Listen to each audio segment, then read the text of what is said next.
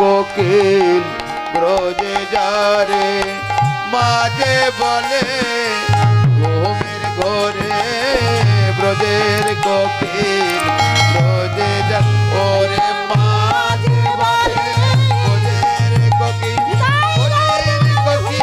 ব্রজে যারে মাঝে বলে ব্রজের কোকিল ব্রজে যারে মাঝে বলে ব্রজের কোকিল ব্রজে যারে মাঝে বলে ব্রজের কোকিল ব্রজে যারে ব্রজের কোকিল ব্রজে যারে। ওমা, মা কি বলেছে? ঘুমের ঘরে যেমন আমরা স্বপ্ন দেখি বাবা, মা ঠিক তদ্রূপ ঘুমের ঘরে স্বপ্নেতে বলছে কি যে ব্রজের কোকিলি ব্রজে ফিরে যা। নিমাই মনে মনে চিন্তা করছে না মা তাহলে আমাকে বিদায় দিয়ে দিয়েছে। যেই না বলেছে বাবা ব্রজের কোকিল ব্রজে ফিরে যা, নিমাই তখন কি করেছে বাবা, কাউকে কিছু না বলে চললেন কোথায় না বর্ধমান কাটোয়া কাঞ্চননগরে কেশব ভারতীর আশ্রমে গুরুদেবের কাছে গিয়ে বলছেন গুরুদেব গুরুদেব গুরু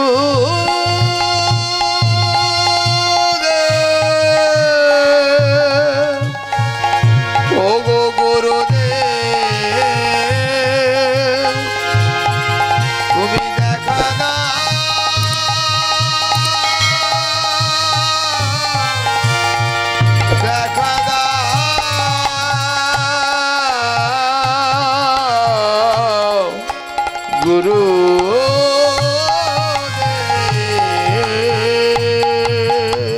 গুরুদেব গুরুদেব আমি সর্বমায়া ত্যাগ করে চলে এসেছি গুরুদেব, আমাকে আপনি সন্ন্যাস মন্ত্র দীক্ষা দিন।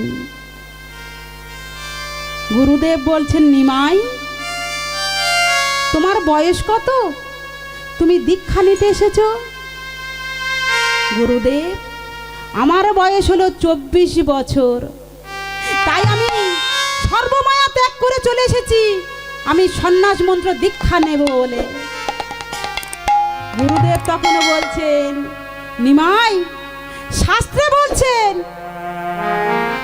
50-এর ঊর্ধ্বে হয় প্রজন্মহোম, মানে 50-এর ঊর্ধ্বে না হলে তোমার সন্ন্যাস মন্ত্র দীক্ষা হবে না হবে না হবে না। তখন নিমাই বলছে গুরুদেব আপনি বলছেন 50-এর ঊর্ধ্বে না হলে হবে না, কিন্তু গুরুদেব আমার যদি 50-এর আগে যদি ভবলীলা সাঙ্গ হয়ে যায় তাহলে কি আমার মনের বাসনা পূর্ণ হবে না? আপনার শাস্ত্র আপনি রেখে দিন, আমার মন শাস্ত্রে কি বলছে শুনুন। আপনি বলছেন 50-এর ঊর্ধ্বে না হলে হবে না, কিন্তু গুরুদেব বলি 50-এ হয় না 50-এ হয় না 50-এ হয় না 50-এ হয় না 50-এ হয় না। যারা পঞ্চতত্ত্ব জানে না 50-এ হয় না, পঞ্চতত্ত্ব না জানিলে 50-এ হয় না, পঞ্চতত্ত্ব না জানিলে 50-এ হয় না, পঞ্চতত্ত্ব না জানিলে 50-এ হয় না 50-এ হয় না। গুরুদেব আস্তে কি বললেন নিমাই 50-এ হবে না? না গুরুদেব, যারা পঞ্চতত্ত্ব জানে না, পঞ্চতত্ত্ব মানে কি, মানে আমার গৌরাঙ্গ প্রথমে দাঁড়িয়ে আছেন, তারপরে গৌরাঙ্গর ডান দিকে কে আছে? শ্রী অদ্বৈত, তার ডান দিকে কে আছে মা? পঞ্চতত্ত্ব মানে কি, গৌরাঙ্গের ডান দিকে দাঁড়িয়ে আছে নিত্যানন্দ, আর নিত্যানন্দের ডান দিকে দাঁড়িয়ে আছে অদ্বৈত, আর বাম দিকে কে দাঁড়িয়ে আছে না শ্রীবাস, আর তার বাম দিকে কে দাঁড়িয়ে আছে? গদাধর। গদাধর। তাহলে গুরুদেব যারা পঞ্চতত্ত্ব মানে না পঞ্চতত্ত্ব ন জানিলে পঞ্চাশে হয় না। নিমাই 50 যখন হবে না তাহলে ঠিক নিশ্চয়ই 60 হবে।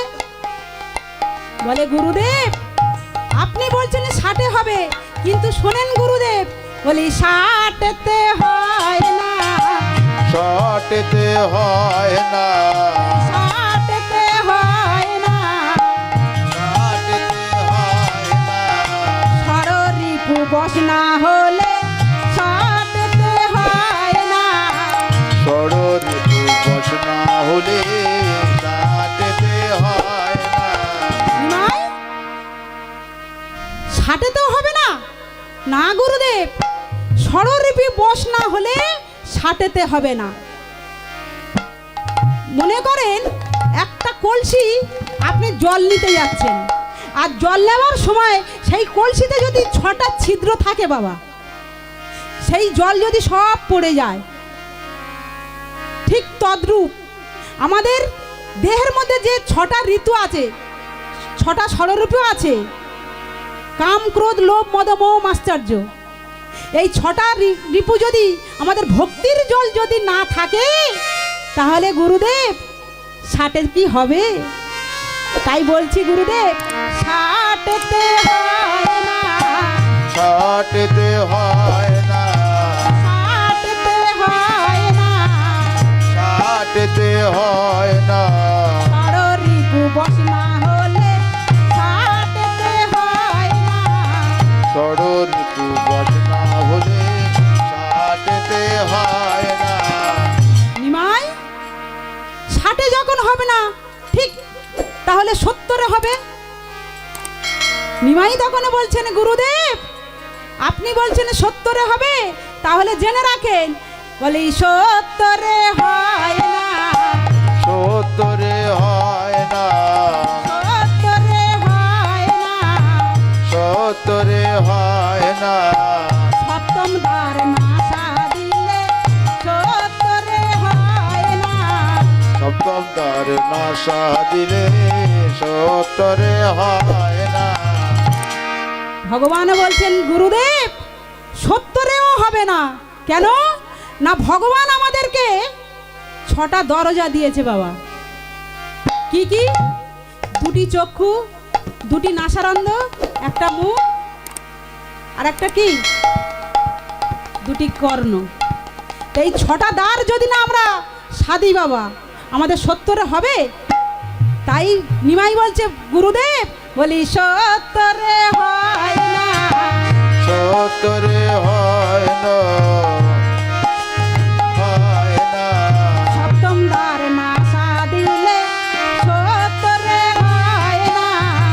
সপ্তম দ্বারে না সাধিলে 70 হয় আস্তে আস্তে না। আস্তে।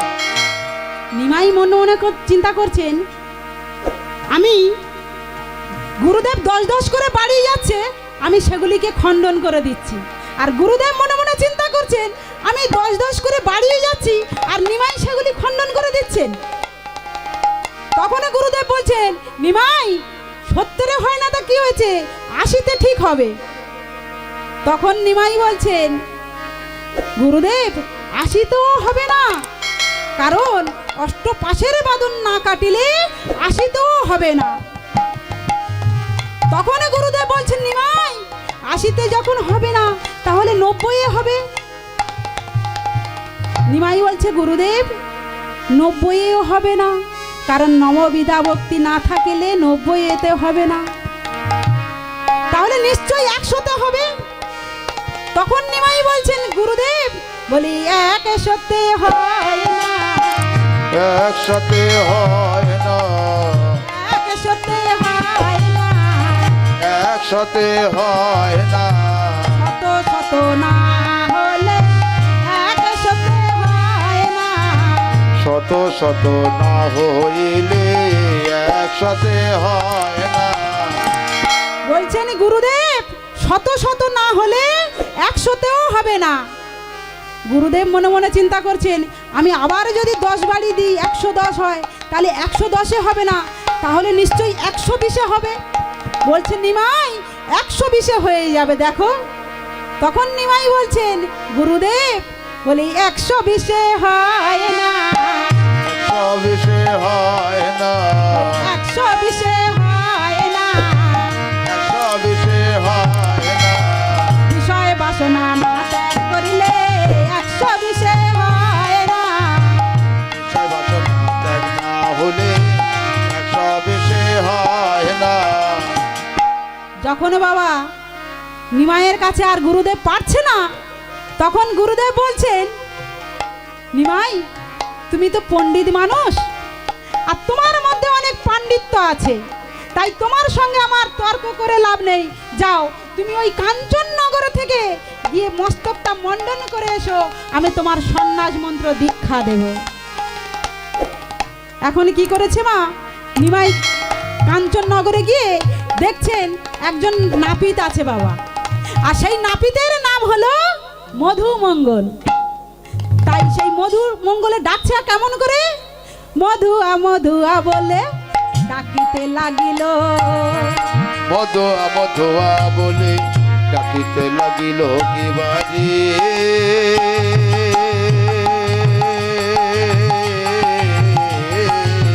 মধুয়া মধুয়া বলে ডাকিতে লাগিল, মধুয়া মধুয়া বলে ডাকিতে লাগিল। আরে ডাকে শুনে মধু তখন সম্মুখে আসিল, ডাক শুনে মধু তখন আসিয়া দাঁড়ালো, ডাকে শুনে মধু তখন আসিয়া দাঁড়াইলো, ডাক শুনে মধু তখন আসিয়া দাঁড়ালো। প্রভু আমারে ডাকছো কেন, প্রভু আমায় ডাকলে কেন, প্রভু আমারে ডাকছো কেন, প্রভু আমায় ডাকলে কেন, ব্যস্ত ঘুমিয়েছিলাম, প্রভু আমারে ডাকলে কেন, এই তো আমি এসছি প্রভু, প্রভু আমায় ডাকলে কেন, ব্যস্ত আমি ঘুমিয়েছিলাম, ডাকলে কেন, ডাকলে কেন, এই তো আমি ঘুমিয়েছিলাম, প্রভু আমায় ডাকলে কেন, এই তো আমি। প্রভু দাঁড়াও দাঁড়াও দাঁড়াও, আপনি আমার ডাকলে কেন, আমাকে ডেকেছেন কেন? তখন ভগবান বললেন, মধু আমার যে মস্তকটা মণ্ডন করে দিতে হবে। মধু তখন বলছে, প্রভু আমি মস্তক মণ্ডন করে দিতে পারি, কিন্তু প্রভু আমার যে কড়ি লাগবে। ভগবান বলছেন, মধু আমার কাছে তো কড়ি নেই, আমি তো সর্বত্যাগী সন্ন্যাসী, আমি কড়ি কোথায় পাবো? তবে শোনো মধু, আমি তোকে এমন কড়ি দেব, এ জগতে তোকে কেউ সেই কড়ি দেয়নি। মধু তখন বলছে, প্রভু আমার কড়ি না দিলে আমি আমি আমি মস্তক মণ্ডন করতে পারবো না। ভগবান বলছে, মধু তুই কড়ি নিয়ে কি করবি? বলে, কেন প্রভু, আমার ছেলে আছে, মেয়ে আছে, আমার পরিবার আছে। বলছে, মধু তাহলে শোন মধু, ও মধু রে, ও মধু রে,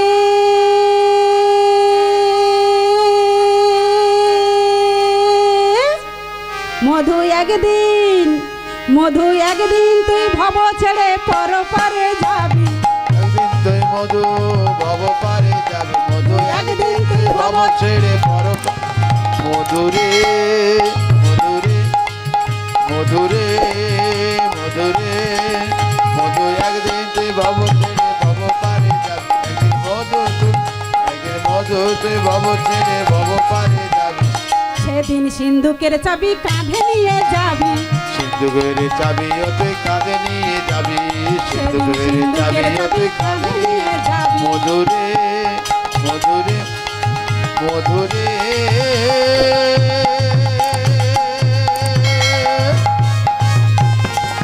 মধুরে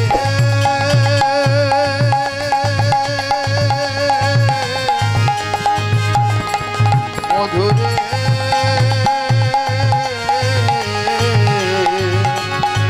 মধুরে মধুরে মধুরে আস্তে আস্তে। মধুরে। আস্তে। এই মধু, তুমি একটু আগে বলেছিলে না যে আমার ছেলে আছে, মেয়ে আছে, পরিবার আছে, আবার তোমার কড়িরও দরকার। তাহলে শোনো মধু, এই তো ছেলে, এই তো মেয়ে, এই তো সাধের বউ, তো ছেলে এই তো মেয়ে এই তো সাদের ঘর, এই তো ছেলে এই তো মেয়ে এই তো সাদের বউ। এই তো ছেলে এই তো মেয়ে এই তো সাদের ঘর। এই মধু, আবার শেষের দিনে তোর সঙ্গে যাবে না তো কেউ। শেষের দিনে কেউ সঙ্গে যাবে না তো কেউ, এবার শেষের দিনে, এবার শেষের দিনে তোর সঙ্গে যাবে না তো কেউ, এবার শেষের দিনে তোর সঙ্গে যাবে না তো কেউ। এই তো ছেলে এই তো মেয়ে এই তো সাদের ঘর, এই তো ছেলে এই তো মেয়ে এই তো সাদের ঘর। আস্তে আস্তে। মধু, যখন তোমার এই ভবপার যখন তুমি পার হয়ে যাবে, তোমার এই সাধের দেহ যখন তোমাকে সঙ্গে করে চারজনে কাঁধে করে নিয়ে যাবে, তখন তোমার সঙ্গে কে যাবে জানো? বলে নাম যাবে আর তুমি যাবে। যাবে না তুমি যাবে, নাম যাবে না তুমি যাবে, নাম যাবে না তুমি যাবে। হরি হরি বলবে সবে, নাম যাবে আর তুমি যাবে। হরি হরি হরি বলে নাম যাবে আর তুমি যাবে, হরি হরি হরি বলে নাম যাবে আর তুমি যাবে। নিতাই গৌর প্রেমানন্দে হরি হরি বল। বলছে মধু, যখন চারজনে কাঁধে করে তোমাকে নিয়ে যাবে, তোমার সঙ্গে শেষের দিনে কেউ যাবে না, এই হরি নাম ছাড়া তোমার সঙ্গে কেউ যাবে না। যখন মা এই কথা বলেছেন, সঙ্গে সঙ্গে মধু নাপিত বলছে, প্রভু আসুন, আমি আপনার মস্তক মণ্ডন করে দেব। আমি তো আগে বুঝতে পারিনি। তখন নাপিত আসি, প্রভুর সম্মুখে বসি। তখনও নাপিত আসি, মধুর সম্মুখে বসি। তখনও নাপিত আসি, মধুর সম্মুখে বসি। আরে খুরি দিল প্রভুর চাচনে কেশে। খোর দিল প্রভুর চাচন কেশে, খোর দিল প্রভুর চাচন কেশে। আস্তে আস্তে। ওমা, ভগবানের প্রথমে কি কাটছে গো? মধু নাপিত ভগবানের প্রথমে চরণের নখ কাটছেন। প্রভুর চরণ যেই মোহর ঠেকাইল, প্রভুর চরণ যে লোহার ঠেকালো, প্রভুর চরণ যেই মোহর ঠেকাইল।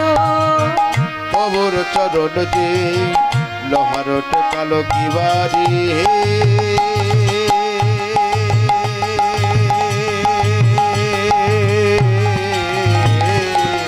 প্রভুর চরণ যে লোহার ঠেকালো, প্রভুর চরণ যে লোহার ঠেকালো।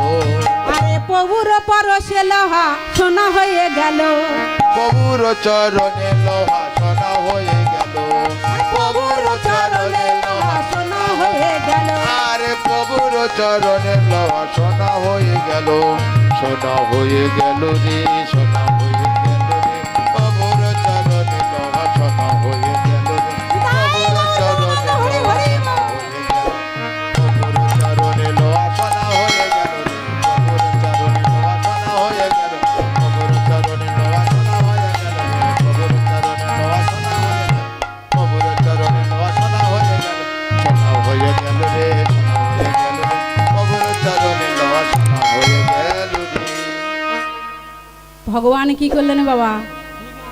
ওই সুরধনী গঙ্গার থেকে স্নান করে নতুন বসন পরিধান করে অরুণ বসনে পরে চললেন কোথায়? গুরুদেবের কাছে। গুরুদেবের কাছে গিয়ে বলছেন, গুরুদেব আমি মস্তক মণ্ডন করে এসেছি, গুরুদেব আমাকে আপনি সন্ন্যাস মন্ত্র দীক্ষা দিন। তখন গুরুদেব বললেন, নিমাই আমি যে তোমার সন্ন্যাস মন্ত্র দীক্ষা দেব, কিন্তু নিমাই আমি যে ভুলে গেছি। গুরুদেব আপনি ভুলে গেছেন? হ্যাঁ নিমাই। আচ্ছা এখন তাহলে কি হবে? নিমাই তখন কিছুক্ষণ পরে বলছে, গুরুদেব ঠিক আছে ঠিক আছে, আমি যে গত রাতে যে স্বপ্নের মধ্যে একটা মন্ত্র দেখেছি গুরুদেব, সেই মন্ত্রটা আপনার কানে আমি ফিরিয়ে দিচ্ছি, আপনি নিয়ে আমার কর্ণে দিয়ে দেবেন। কেমন করে মন্ত্র পাঠ করছেন একটু উলুধ্বনি দেবে, হ্যাঁ সবাই মিলে। গুরু ব্রহ্মা গুরু বিষ্ণু গুরু দেব মহেশ্বর গুরুদেব পরম ব্রহ্ম তস্मै শ্রী গুরুদেবায় নমো নমঃ। হে কৃষ্ণ করুণা সিন্ধু দীনবন্ধু জগৎপথে গোপেশ গোপিকা নমস্তুতে সৃষ্টি স্থিতি বিনাশিনী শক্তিভূতে সনাতনী গুণাশ্রয়ী গুণাময়ী নারায়ণী নমস্তুতে শরণাগত দীনার্থ পরিত্রাণে পরায়ণে সর্বশাস্ত্রে হরে দেবী নারায়ণী নমস্তুতে সর্বমঙ্গল মঙ্গলে শিবে সর্বার্থ সাধিকে শরণ্যে ত্রম্বকে গৌরী নারায়ণী নমস্তুতে শরণ্যে ত্রম্বকে গৌরী নারায়ণী নমস্তুতে।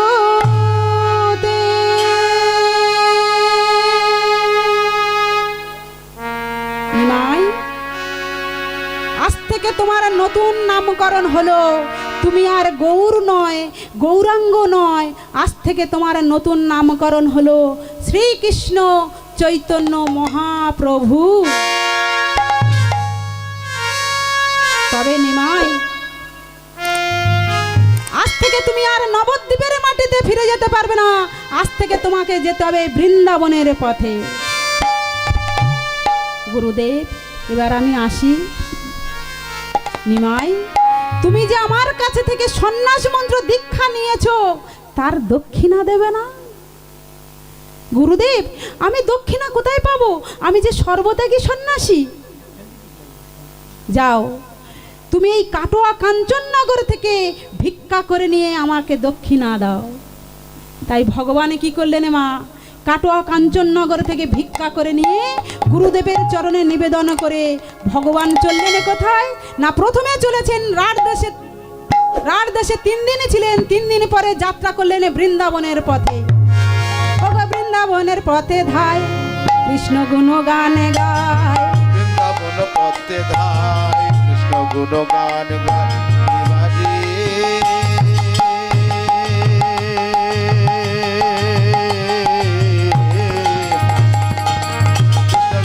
গুণ গায় বৃন্দাবন ধায়। গুণ গায় বৃন্দা পথে ধায়। আরে নাচে বাহু, নাচে প্রভু, নাচে প্রভু বাহু তুলিয়া। নাচে প্রভু বাহু যে তুলিয়া। বলে যাই রে প্রভু কৃষ্ণ বলে, প্রভু কৃষ্ণ বলে, যাই রে প্রভু কৃষ্ণ বলে, জয় রে প্রভু কৃষ্ণ বলে। হেমদণ্ড বাহু তুলে যাই রে প্রভু কৃষ্ণ বলে। হেমদণ্ড বাহু তুলে জয় রে প্রভু কৃষ্ণ বলে। হেমদণ্ড বাহু তুলে জয় রে প্রভু কৃষ্ণ। হেমদণ্ড বাহু তুলে জয় রে প্রভু কৃষ্ণ। হেমদণ্ড বাহু তুলে জয় রে প্রভু কৃষ্ণ বলে। হেমদণ্ড বাহু তুলে জয় রে প্রভু কৃষ্ণ বলে। হেমদণ্ড বাহু জয় গৌর প্রেমানন্দ হরি হরি হরি। জয় রে প্রভু কৃষ্ণ বলে। জয় রে প্রভু কৃষ্ণ বলে। নবদ্বীপ ধাম কি জয় শ্রীধাম বৃন্দাবন কি। জয়। কিন্তু সবার হাত উঠছে না তো। কেন উঠবে না? কই, আমি তো দেখতে পাচ্ছি না। আমি দেখতে পাচ্ছি সবাই হাত তুলছে। সাধুগুরু বৈষ্ণব কি জয়। ভক্ত বৃন্দ কি জয়। রাধা রানী কি জয়। শ্রীকৃষ্ণ চৈতন্য মহাপ্রভু কি। জয়। হাত ওঠে না কেন? তার জন্য জয়। তবে তা কারা কারা বৃন্দাবনে যাবে না? হাত তোলো। কেউ যাবে না? তাহলে বৃন্দাবনে যেতে গেলে হাতে করতালি দিতে হবে সবাই মিলে। কই একবার হয়ে যাক দেখি সবাই মিলে। না চলে রে আমার মন। মোহন মুরলী, সবাই মিলে হাতে করতালি দিয়ে। মোহন মুরলী, মোহন মুরলী বাজাই নন্দ লালা, ভজ রাধে গোবিন্দ গোপালা। মুরলী মুরলী বাজায় নন্দলালা। রে বাঁশি বলে লালা। মোহন মোহন মুরলী লালা। শ্যামের মন্দমালা।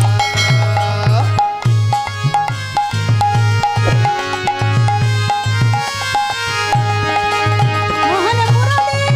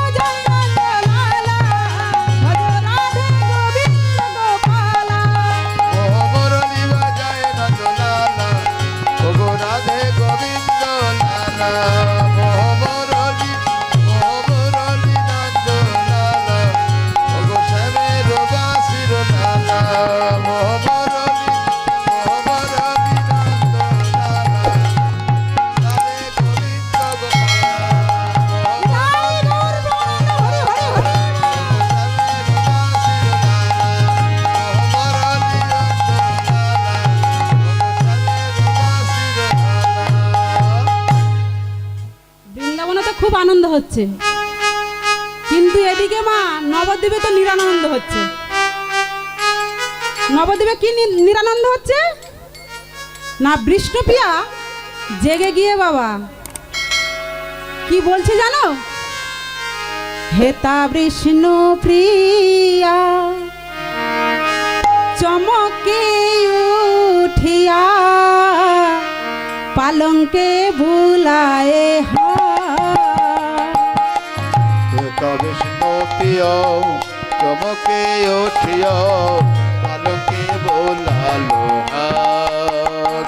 ওগো হেতা বিষ্ণু প্রিয়া চমকে উঠিয়া পালঙ্কে বুলালো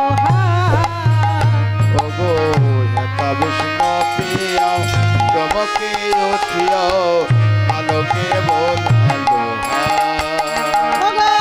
প্রভু না দেখিয়া কাঁদিয়া কাঁদিয়া প্রভু না দেখিয়া কাঁদিয়া কাঁদিয়া প্রভু না দেখিয়া কাঁদিয়া কাঁদিয়া শিরে মারে কারাঘাত শিরে মারে করঘর। ওগো প্রভু না দেখিয়া কাঁদিয়া কাঁদিয়া প্রভু না দেখিয়া কাঁদিয়া কাঁদিয়া শিরে মারে করঘর। শিরে মারে করঘর। হায় হায় আমার এ কি হলো হায় হায় আমার এ কি হলো প্রভু আমার চলে চলে গেল হায় হায় আমার এ কি হলো প্রভু আমার চলে গেল।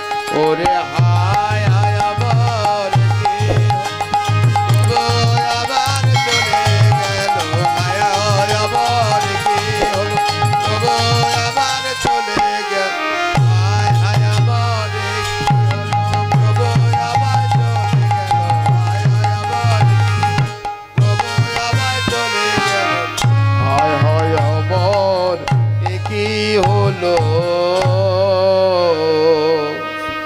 মা যখন আমার ভগবানে চলে যাচ্ছে না, তখন গলার হার আর চরণের সোনার নপুরখানি খুলে রেখে দিয়ে চলে গেছে। আর বিষ্ণুপ্রিয়া সেগুলো ধরে বুকের মধ্যে জড়িয়ে ধরে বলছে, এই তো প্রভুর সোনার নপুর, এই তো গলার হার। আমার এই তো প্রভুর সোনার নপুর, এই তো গলারি হার। এই তো প্রভুর সোনার নপুর, এই তো গলার হার। আমার এই তো প্রভুর সোনার নপুর, এই তো গলারি হার। আর প্রভু না দেখিয়া কাঁদিয়া কাঁদিয়া প্রভু আমার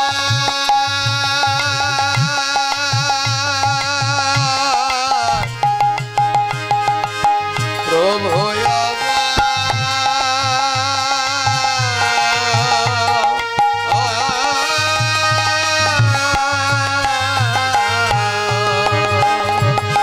প্রভু না দেখিয়া কাঁদিয়া কাঁদিয়া প্রভু না দেখিয়া কাঁদিয়া কাঁদিয়া শিরে মারে কারাঘাত,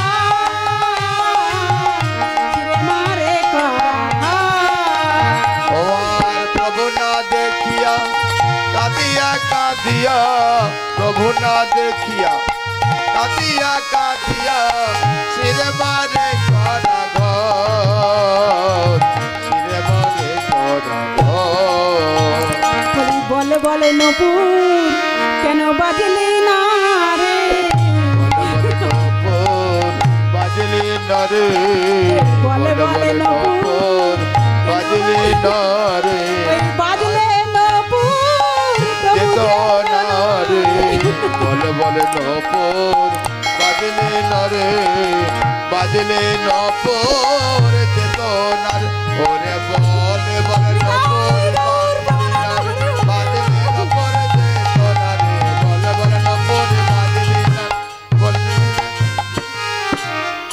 বলে বলে নপর বাজলে না রে।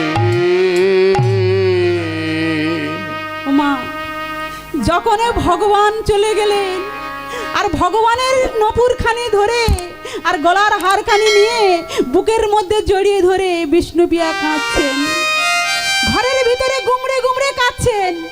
আর এদিকে সচিমাতা ডাকছেন, বৌমা বৌমা বৌমা, দরজা খোলো বৌমা। তুমি কি জানো না আমার নিমাইয়ের ভজন করার সময় হয়ে গেছে বৌমা? তুমি তো জানো আমার নিমাই প্রত্যেক দিন এই সময় আমার নিমাই ভজন সাধন করে। তুমি ডেকে দাও আমার নিমাইকে, তুমি ডেকে দাও বৌমা। ওমা কে কাকে ডাকবে? যাকে ডাকবে সে তো আর ঘরে নেই। সচিমাতা কাঁদতে কাঁদতে বলছে, বৌমা তুমি আমার নিমাইকে ডেকে দাও। তুমি কি শুনতে পাচ্ছ না? বৌমা কি করেছে বাবা, সেই নপুরখানি নিয়ে আর গলার